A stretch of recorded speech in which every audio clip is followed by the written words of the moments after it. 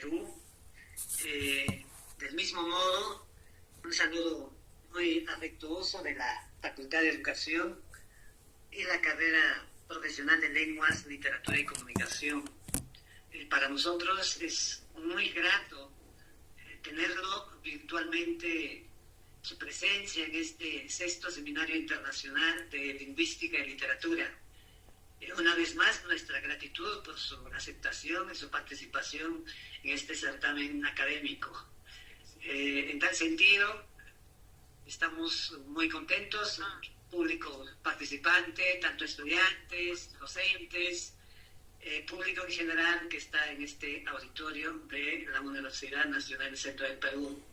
Permítame brevemente hacer la presentación de su trayectoria, en el sentido de que es una destacada profesional en el campo de psicología. La doctora Jacqueline es psicóloga de profesión, pero también poeta, periodista, investigadora, muy abocada a lo que es la investigación educativa, con muchos reconocimientos en el Perú, en Bolivia, en las Naciones Unidas a través de la UNESCO, en Argentina, en España, y por supuesto que es su país, Bolivia. En tal sentido, para nosotros es una alegría, doctora. Cabe mencionar también, público presente, algunos premios muy importantes que ha ganado la doctora Jacqueline, como es, por ejemplo, el premio Emilio Villanueva por la Municipalidad de La Paz, premio por el Senado de la República de Argentina. Es también embajadora universal de la cultura por la UNESCO, premio Medalla Verde por la Fundación Medio Ambiente de Colombia, premio Edmundo de la Cultura, dado en Chile. Fue nombrada en 2022, entre los 100 reconocimientos que se otorgan en Argentina, del mismo modo en España, Perú, Nicaragua, Bolivia, Venezuela, Líbano, Omán, India, Canadá, Pakistán, Marruecos y otros países. Doctora Jacqueline, por todo ello, para nosotros es una gratitud contar con su presencia y su participación y, por supuesto, su ponencia. Dejamos la palabra, doctora. Muchísimas gracias. Adelante. Muchísimas gracias por la presentación, licenciado. Me hubiese gustado estar de manera personal en este gran seminario que ustedes están realizando, pero por factores laborales no estoy con ustedes de manera presencial, pero la tecnología nos ayuda bastante en contactarnos por este medio, tal vez un poco frío, ¿no? Porque el cerebro del ser humano sigue siendo un cerebro social donde obviamente sentimos mucho placer en relacionarnos con las personas, ¿no? Pero sin embargo, bueno, estoy yo aquí con ustedes con esta responsabilidad de darles un pequeño conocimiento referente a la psicolingüística en la educación. Asimismo, quiero recalcar que tengo una investigación bastante cotizada a nivel internacional, que es el estudio psicolingüístico a través de la poesía, a través de la escritura de los seres humanos.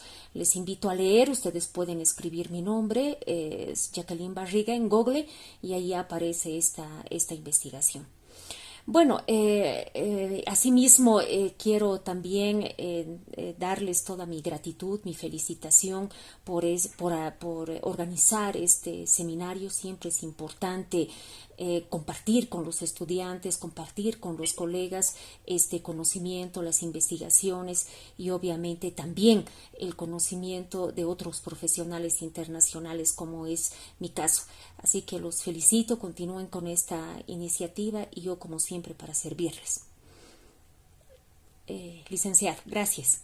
Muchas gracias, doctora. Entonces ya podemos empezar. De repente una breve indicación. Después de su tiempo de ponencia va a haber una ronda de preguntas y seguramente algunos comentarios adicionales de su parte, doctora. Entonces ya le dejo con la ponencia. Adelante, Muy doctora. bien, voy a compartir entonces pantalla. Me van a decir, por favor, si ven. Ok, ok, doctora. ¿Lo ven? Sí, sí observo. Muy bien, entonces inicio. La psicolingüística en la educación. Voy a empezar por los conceptos, obviamente. ¿Qué es psicología? La psicología estudia el pensamiento, las emociones y el comportamiento del ser humano. La lingüística, por otro lado, estudia cómo se manifiesta la lengua. Uniendo estos dos elementos, la psicolingüística resulta ser una rama de la psicología, estudia cómo la especie humana adquiere un lenguaje a través de los mecanismos cognitivos que intervienen en el procesamiento de la información lingüística. Con esto, ¿qué les quiero decir? Hay dos elementos claves en la psicolingüística, que es el lenguaje y la parte cognitiva, que es muy distinto a la comunicación, y esa diferencia más adelante lo voy a dar. Por ejemplo, todo lo que yo estoy hablando, este ordenamiento de ideas, el tono de voz que está saliendo de mi ser, se podría decir, todo eso involucra los mecanismos cognitivos que se han convertido en un determinado momento en mi ser y en el ser de todos los humanos, en un pensamiento, y esto en un conocimiento y obviamente en un intelecto. Y eso tenemos que entender. Entonces, dentro de la psicolingüística hay dos elementos primordiales: el lenguaje y la parte cognitiva. Bueno, como dije, el lenguaje es un factor fundamental en el estudio de la psicolingüística, porque hay factores psicológicos, que estos son esos mecanismos cognitivos que en este momento estoy dándoles a conocer: el tono de mi voz, el ordenamiento de la idea, el cómo he armado estas diapositivas. Todo eso es la parte cognitiva, y obviamente involucra lo que es la percepción, la atención, la memoria del ser humano y obviamente el pensamiento. Y esto a la vez está relacionado con los factores neurológicos, es decir, con el hemisferio izquierdo, donde las áreas del lenguaje está en Broca y en Wernicke. Pero no me voy a enfatizar en estos elementos neurológicos, porque no soy neuróloga y tampoco psiconeuróloga. Yo soy psicóloga educativa con conocimientos en lo que respecta la psicología cognitiva y la psicolingüística y la investigación. Y así que me voy a centrar en esos elementos que yo sé. Pero sin embargo, los factores neurológicos resultan ser elementos también importantes, porque una caída, por ejemplo, un accidente que las personas tienen en el cerebro y ha sido afectado el hemisferio izquierdo, entonces puede ser perjudicial, puede en algún momento perjudicar en el lenguaje de este ser humano, olvidarse tal vez las palabras, tener amnesia, etcétera, ¿no? Entonces, estos elementos también hay que cuidar.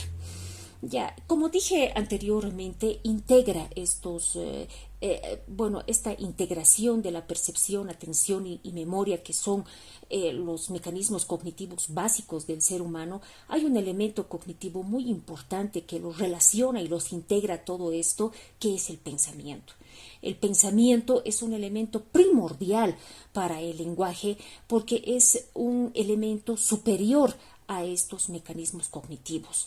Ya resulta ser la parte, se podría decir, ejecutiva de lo que respecta la función cognitiva del ser humano, y lo hace a través del razonamiento, a través de un intelecto. ¿Qué es intelecto? Es entender nuestro mundo, entender las circunstancias, el entendimiento que ya resulta ser nuestra vida intelectual del ser humano, se podría decir.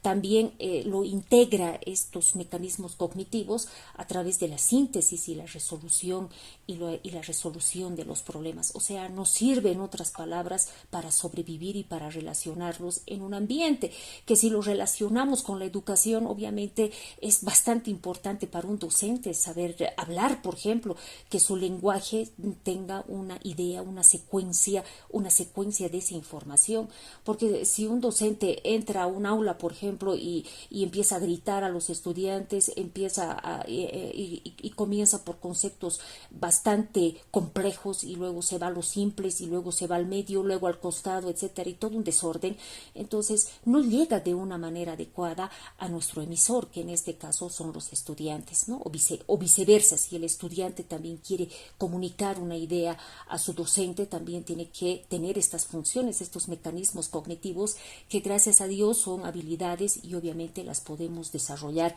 de una manera efectiva. Bueno, ¿qué son los mecanismos cognitivos? Los mecanismos cognitivos es la habilidad para asimilar y procesar datos que nos llegan de diferentes vías, por ejemplo, de la percepción a través de los sentidos, oído, vista, tacto, gusto, etcétera, ¿no? Experiencia de vida también, y las creencias, obviamente, los valores que mi familia, la cultura y mi sociedad me va a dar. Ya, también, obviamente, estos procesos cognitivos se elaboran a través, como dije anteriormente, del ambiente, de todo nuestro relacionamiento que tenemos, pero también de la lengua, que es un factor cultural.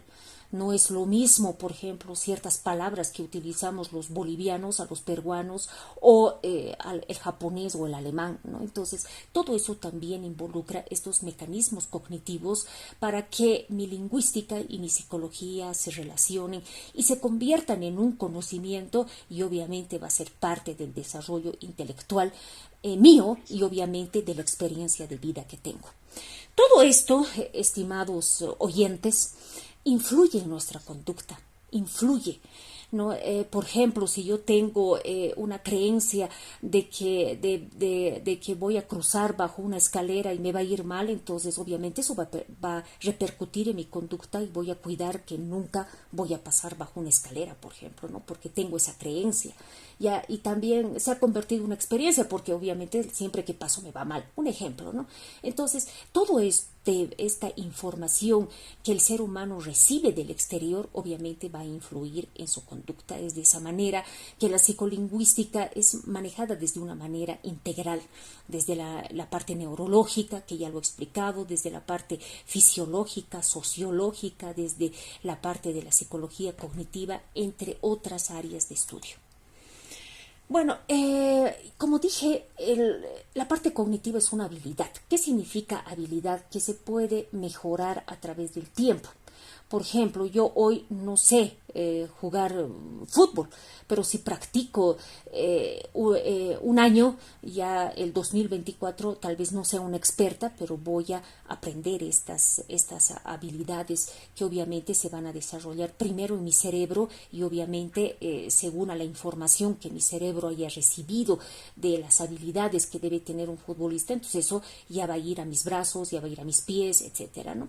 Entonces el cerebro es algo fundamental, ¿no? Es por eso que la psicolingüística estudia eso, la lingüística del ser humano, cómo nosotros adquirimos ese lenguaje desde niños, por ejemplo, para hablar obviamente ahora como hablamos en el caso de los adultos, de los bolivianos, peruanos, regido obviamente de una lengua que es distinta y una cultura. Entonces, al ser una habilidad, no es que hemos nacido de una determinada manera, a no ser de que hayamos tenido problemas innatos, ¿no?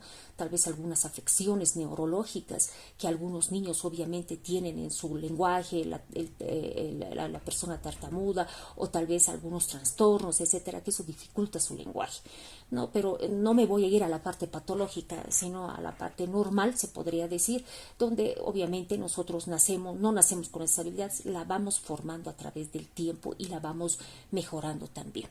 Como dije, hay dos elementos primordiales: el pensamiento, que relaciona otros elementos cognitivos básicos, el lenguaje, obviamente, que nos enseña a expresarnos, y está muy ligado a lo que es la comunicación. El lenguaje se centra en el cerebro, en nuestra cabeza se podría decir, y la forma en que lo expresamos es la comunicación. Entonces esa es la diferencia entre lenguaje y comunicación.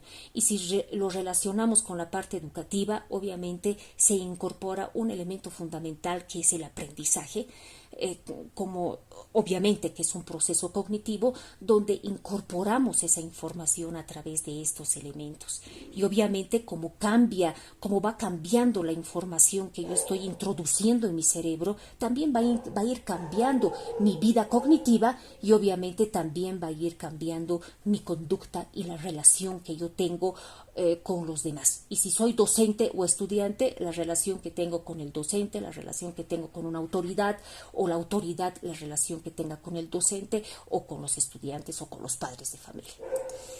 Bueno, hay componentes de lenguaje bastante importantes. Yo he escogido 3 que son los básicos, que obviamente los tenemos que tomar en cuenta en la educación, que es el componente sintáctico, que son las combinaciones de las palabras que obviamente forman las oraciones, que un docente tiene que saberlo manejar muy bien para interpretar una información y darles eso a sus estudiantes. Y los estudiantes de esa manera también van a recibir esta información y obviamente va a depender mucho del educador para que el estudiante entienda estas palabras y obviamente las relacione con su experiencia y esto se convierte en un conocimiento y en un intelecto que él obviamente en el futuro lo va a manejar.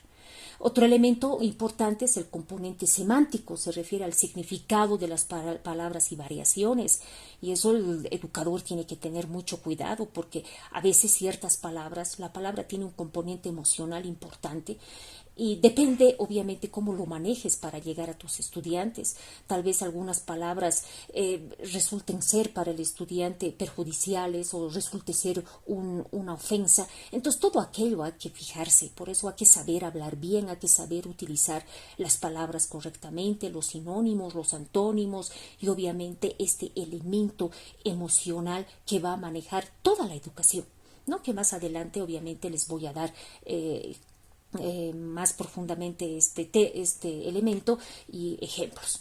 Y también otro componente importante dentro de la educación es el pragmático, que es la adaptación de la comunicación oral a las circunstancias ambientales y sociales. No es lo mismo ser docente en Perú que en Japón o en Irlanda, no es lo mismo. ¿No? Inclusive si voy a Medio Oriente, hasta mi forma de vestir como docente va a cambiar, voy a tenerme que tapar el cabello, mi rostro, etcétera, todo va a cambiar. Entonces el docente tiene que tener la capacidad de adaptarse a estas nuevas circunstancias ambientales, sociales, culturales y obviamente al adaptar estas componentes ambientales, sociales y culturales va a tener que adaptar también su comunicación. Bueno, ¿cuáles son las funciones del lenguaje? Son varias, ¿no? Porque obviamente el único elemento que nos permite relacionarnos entre docente, estudiante, docente, esposa, entre parejas, entre amigos, es el lenguaje. Los animales no tienen lenguaje, los animales tienen comunicación como nosotros. Nosotros tenemos un lenguaje, un raciocinio que obviamente va a manejar todo aquello. Es por eso que la comunicación de los animales es bastante simple. Según al tono de ladrido, ellos ya saben si un perro está siendo atacado o va a atacar, etc. En el caso de los seres humanos, no, porque tenemos un raciocinio que obviamente está involucrado a un ambiente, a la cultura, a la sociedad, o sea que nuestra comunicación va a ser bien compleja, no como en el caso de los animales. ¿Ya? Entonces esa es la diferencia que nosotros tenemos con otros seres de vida, que nosotros tenemos lenguaje, los otros seres no lo tienen. Pero si nos comparamos con los animales, ellos sí tienen comunicación como nosotros, ¿no? Entonces son dos elementos completamente distintos. Entonces el lenguaje sirve obviamente, una función es instrumental donde yo pido ciertas necesidades que necesito como ser humano. Por ejemplo, yo quiero agua porque tengo sed, un ejemplo. Regula un comportamiento, como te digo, que obviamente los utilizamos mucho los docentes, es interactiva entre dos o más personas, es heurística, o sea, permite explorar, dime por qué estás triste, por ejemplo, imaginativo, creativa, entonces que también gracias al lenguaje nos ayuda a interpretar una relación, una vida, un ambiente relacionado, por ejemplo, al arte, ¿no?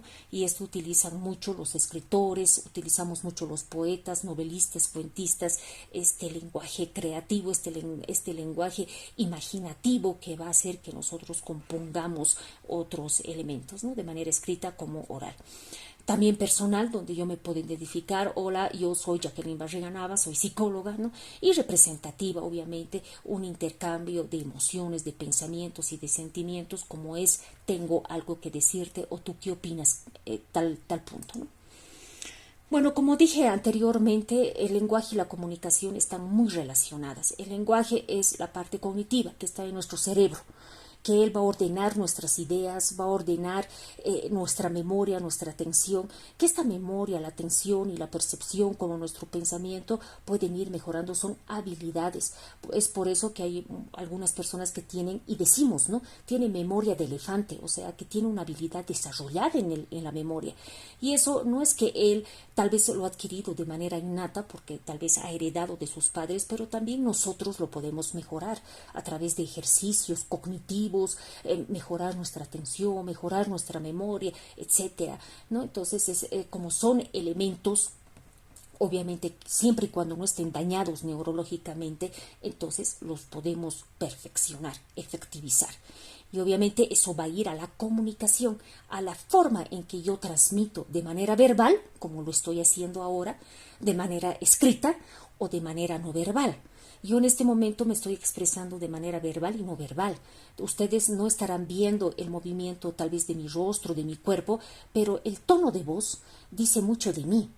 La forma en que me estoy expresando, el tono, el ritmo que estoy manejando de las palabras, cómo lo estoy expresando, ya dice algo de mi personalidad.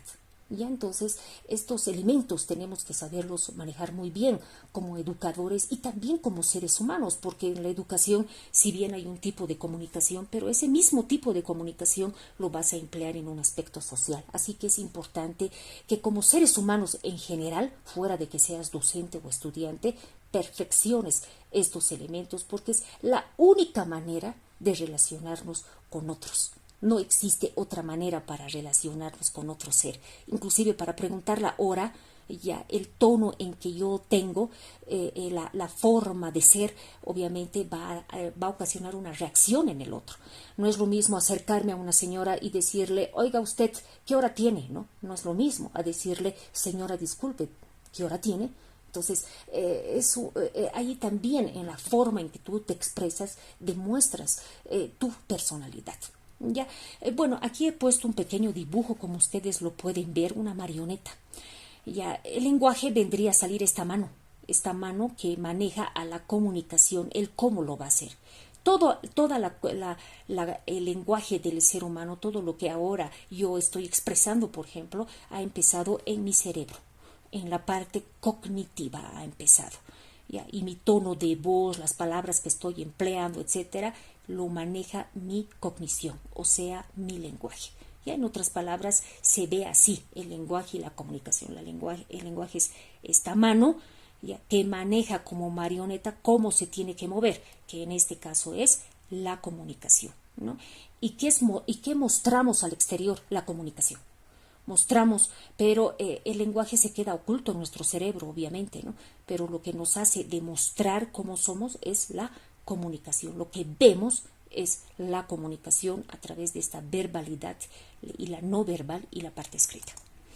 Bueno, ahora en la educación, bueno, hay un elemento importantísimo, ¿no? Que es el proceso educativo en sus actores. O sea, esto va a influir en el proceso educativo como tal, en el proceso de enseñanza-aprendizaje, en el PA, como en la relación que yo voy a tener con los actores. Es decir, el docente-estudiante, el docente-docente va a influir su comunicación, su lenguaje, en el docente con la autoridad con el estudiante y la autoridad con la autoridad.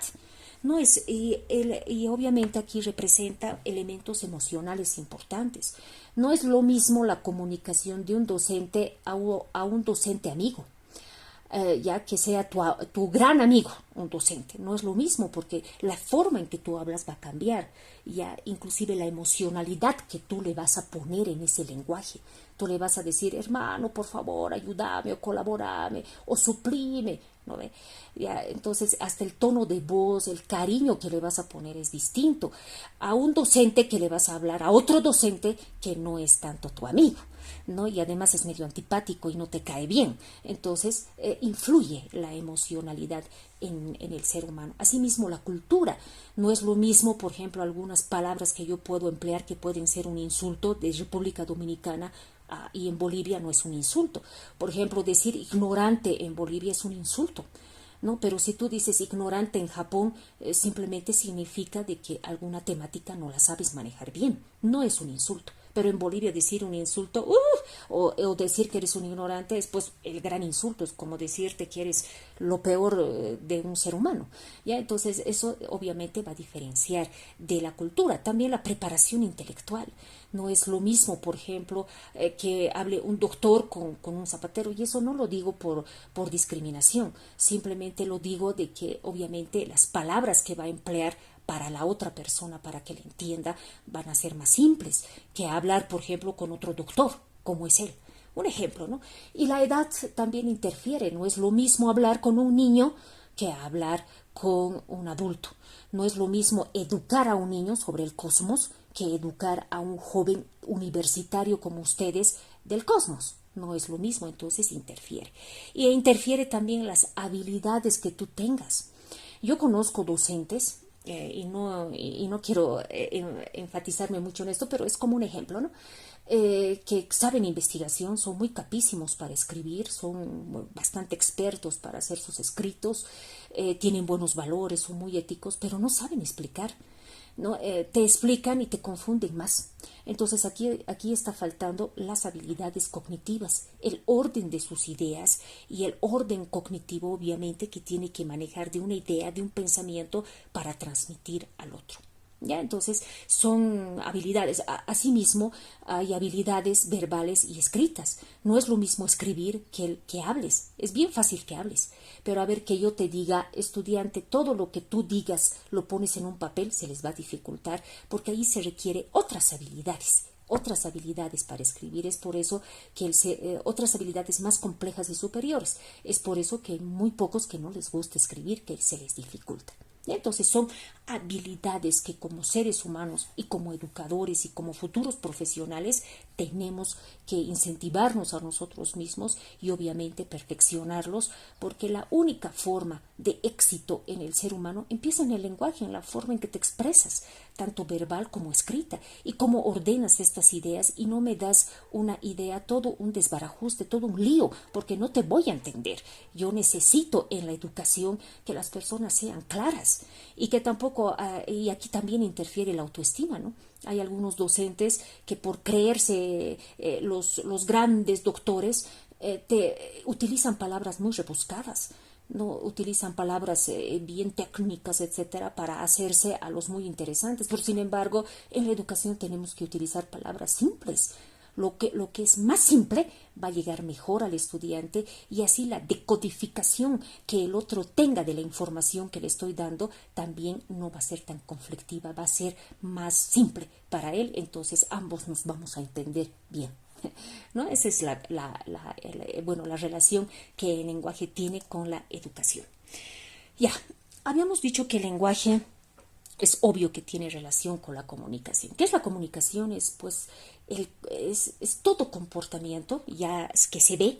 El lenguaje está en nuestro cerebro, no se va a ver, pero la comunicación es el reflejo de nuestro lenguaje, ¿no?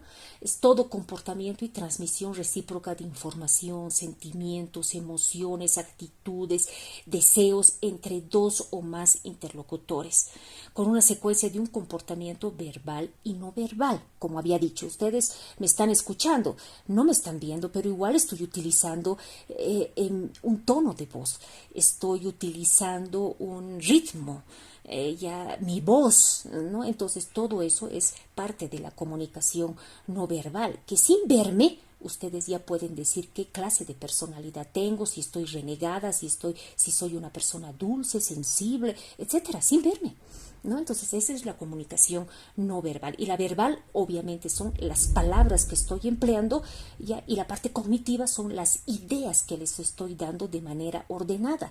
O sea que si ustedes al final de mi exposición me entienden, entonces eso significa que tengo buenas habilidades verbales, no verbales, como cognitivas, porque ustedes me han entendido estos elementos que les estoy hablando. Ha sido algo simple, entonces soy una buena comunicadora. ¿Ya? Bueno, ¿dónde surge el problema en la comunicación? Porque la comunicación no es simple, es bien problemática entre seres humanos. ¿Dónde surge el problema? El problema surge en la codificación, como ven aquí, que el emisor le da. ¿Qué es el emisor? Es el que inicia la conversación y el receptor es la que la recibe. Y luego el receptor se vuelve en emisor. ¿no? Y el receptor. Entonces es una retroalimentación de información, ¿ya? Pero surge, obviamente hay un mensaje y hay un medio, que ese medio va a ser nuestro lenguaje y nuestro pensamiento, ¿no? Y nuestra comunicación verbal y no verbal y todos los elementos que les he hablado. ¿Dónde surge el problema? En la codificación, cuando tú no sabes hablarle al otro y lo decodifica de otra manera. Tú quieres decirle a tu pareja que la amas, pero la otra interpreta como duda y se enoja contigo, ¿no? O como educador, tú le has querido decir al estudiante de que no sea distraído, pero él ha interpretado, ha decodificado de otra manera y se queja al director y dice, el docente me ha insultado, pero tu intención no ha sido esa. Ya, ese es el problema. En cómo y las palabras que tú empleas, la emocionalidad que tú lo pones ahí, la no verbalidad que lo pones ahí, para que el otro lo interprete de la manera que tú quieras o lo interprete todo al revés. Entonces ahí surge el problema. Y eso podemos ver muy claramente en las relaciones de pareja, en todo, porque cuando uno quiere decir alguna cosa, pero el otro lo interpreta de otra manera, que me estás diciendo que soy empleado, me has dicho que soy fea, me has dicho que soy gorda, que me has insultado, que dime doctor, que no soy doctor, que yo soy un licenciado, o no dime licenciado, dime doctor, me estás faltando el respeto, o sea, ya se imaginarán. Entonces, por ese motivo tenemos que desarrollar dentro de la educación y en la vida de cualquier ser humano una comunicación clara, un lenguaje claro, saber utilizar bien las palabras, saber bien nuestro idioma, utilizar bien la lengua para que las palabras que nosotros estemos sacando de nuestra boca sean claras, concisas, ¿ya? Y la idea, especialmente esa parte cognitiva, para que el mensaje que yo le quiera dar a la otra persona llegue como yo quiero y no haya malas interpretaciones. Eso es los elementos de la comunicación. O sea que hay que cuidar aquí muy bien la codificación y la decodificación. Porque según a la decodificación, él, según a su interpretación, se va a volver emisor o me va a insultar o me va a hablar también de una manera adecuada. Eso dependiendo cómo lo haya entendido, pero eso depende de cómo lo hayas decodificado también esa información. ¿Ya?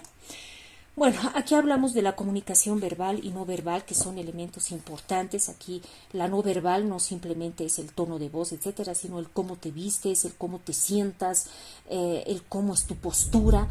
Los líderes tienen una postura erguida, los que no son líderes y tienen alguna interferencia en su autoestima, que también la comunicación está involucrada en el autoestima, en los elementos humanos, ya va a ser media jorobada. Entonces todo eso también nosotros tenemos que cuidar, ¿ya? El ser humano se comunica más con la no verbalidad. Ya el 70% de la comunicación del ser humano es no verbal y la verbal es un 30%. Y la verbal puede ser oral o puede ser escrita, podemos manejar en medio de la comunicación u otras comunicaciones también, como es el internet, una carta, etcétera. Ya, y siempre entre estas dos hay una coherencia. Ya, los psicólogos, ¿qué es lo que nos fijamos más? La no verbal, porque es inconsciente y ahí me doy cuenta la realidad y la intencionalidad que tú me quieres dar. Ya, por ejemplo, la mentira, si me está mintiendo o no, yo no escucho palabras, yo simplemente escucho el tono de voz, los gestos que hace, entonces ahí yo me puedo dar cuenta si me está mintiendo o no, o si es verdad o no, ¿no? Entonces los psicólogos mayormente nos enfocamos en la no verbalidad y el educador debería ser igual.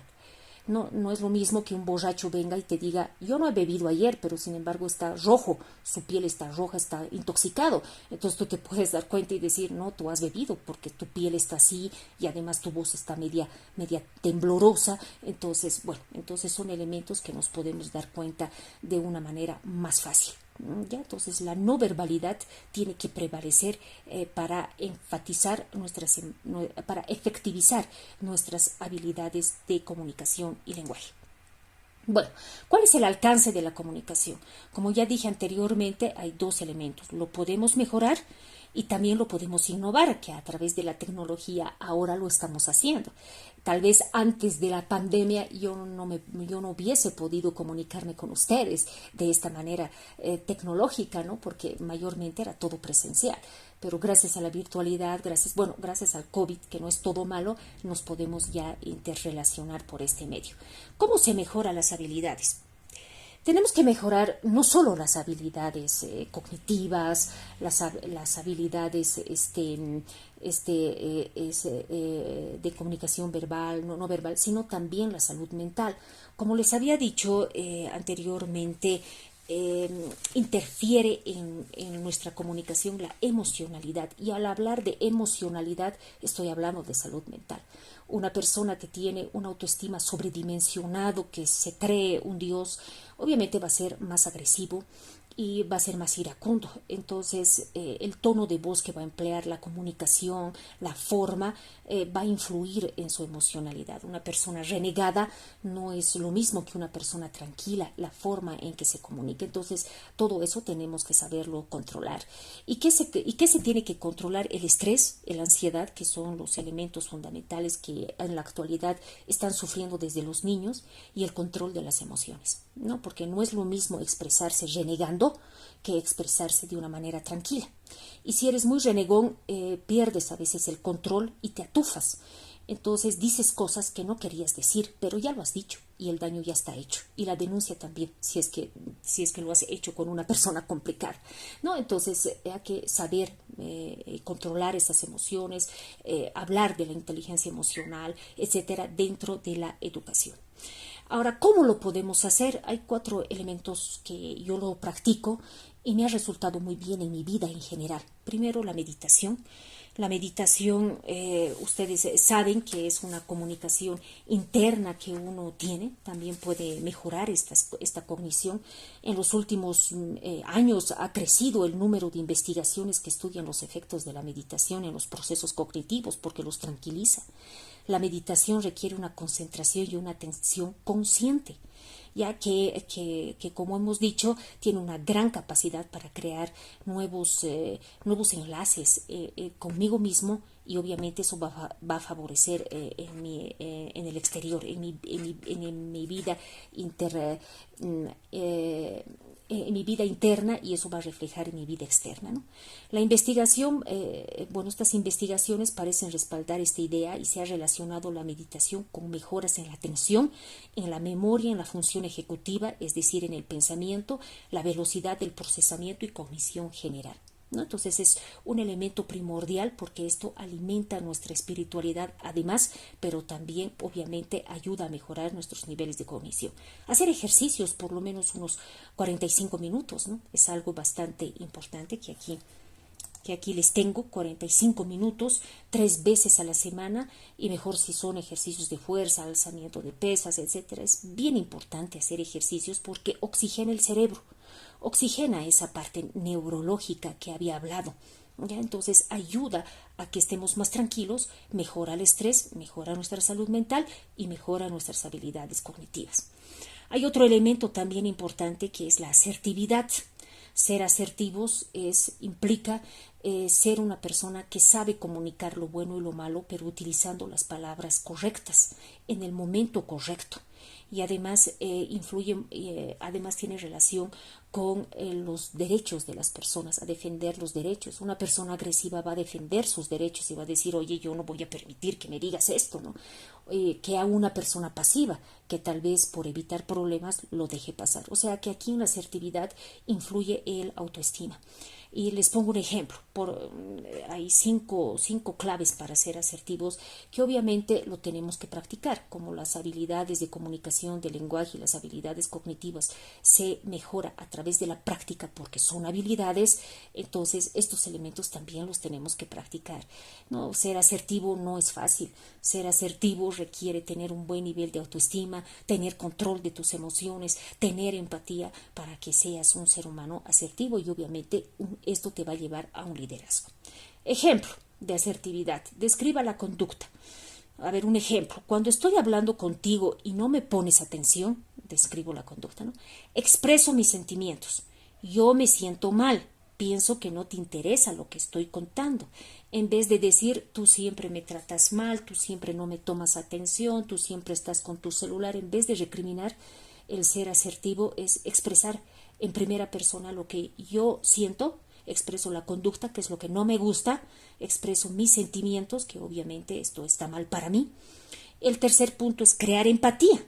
Entiendo que estás muy presionado por tanto trabajo. Ya, el cuarto, negocio un cambio, sin embargo, quiero que pongas más atención en lo que te hablo y informas las consecuencias, que puedes decir, caso contrario, yo ya no me voy a volver a reunir contigo. Lo mismo sucede con los docentes.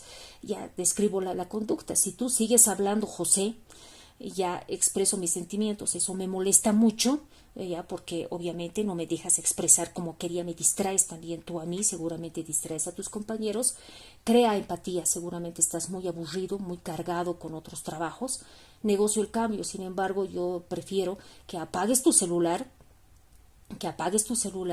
y que te concentres en la clase, caso contrario te vas a tener que salir de mi clase, ¿no? Entonces, pero aquí influye mucho el tono de voz, influye la parte verbal, las palabras que empleas, sin insultos, sin decirle, oye, tonto, ¿cómo vas a hablar de esta manera? No, no se hace de esa manera, un asertivo nunca lo va a hacer, obviamente, no va a insultar a una persona, simplemente va a hablar con las palabras correctas, como he dicho anteriormente, va a ser empático, va a cuidar, obviamente, que no ofenderlo a esa persona, pero ya le ha dicho que le va a sacar de la clase, pero le está previniendo, aparte de eso, ha expresado que no es algo bueno, o sea, ha empleado muchos elementos de que obviamente esta persona espera un cambio de actitud del otro, ¿no? Esto te da una imagen de tu personalidad, esto da una imagen como docente y obviamente a esta clase de docentes el estudiante expresa respeto y una credibilidad en su palabra, porque obviamente si has dicho que le vas a sacar de la clase, le tienes que sacar. Obviamente que influye aquí también elementos de valores, disciplina, muchos aspectos que como futuros educadores y educadores tenemos que practicar. Otro elemento importante es la escucha activa, que nosotros utilizamos dentro de la psicología para mejorar esta psicolingüística que el ser humano obviamente tiene que tenerlo y utilizarlo en la educación y en su vida en general. En la escucha activa se maneja 4 herramientas fundamentales. El primero es el parafraseo, ya que se repite en nuestras palabras la comunicación del estudiante. Ya, y esto para que él siga hablando o queramos que tenga mayor información. Yo le pregunto al estudiante, ¿qué es psicología? Y el estudiante me dice, psicología es el estudio de la conducta. Yo parafraseo, ¿ya? Y digo, es el estudio de la conducta. Eso es para incentivarle a que me hable más, ¿ya? El reflejo del sentimiento es escuchar y retroalimentar el sentimiento implícito y explícito de la comunicación del estudiante. Ejemplo, veo un estudiante que me da un tono de voz de fastidio, ¿no?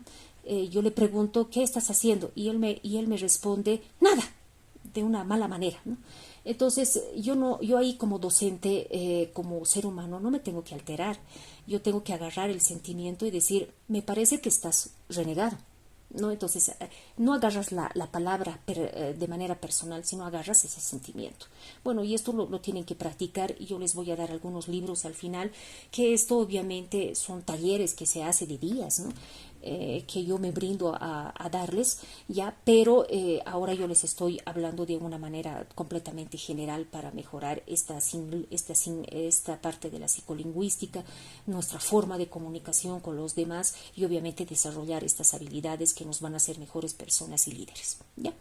El tercer instrumento que se utiliza es la clarificación. Si no conozco un término, por ejemplo, aquí en Bolivia, yesca, se dice a las personas que les falta dinero, ¿no? Entonces, si hay una persona que te dice estoy yesca, no te tienes que quedar con la duda, ¿qué será yesca? ¿No? Para eso está pues las habilidades cognitivas. Le pregunto, pues, ¿no? Y le digo, ¿qué es yesca? ¿No?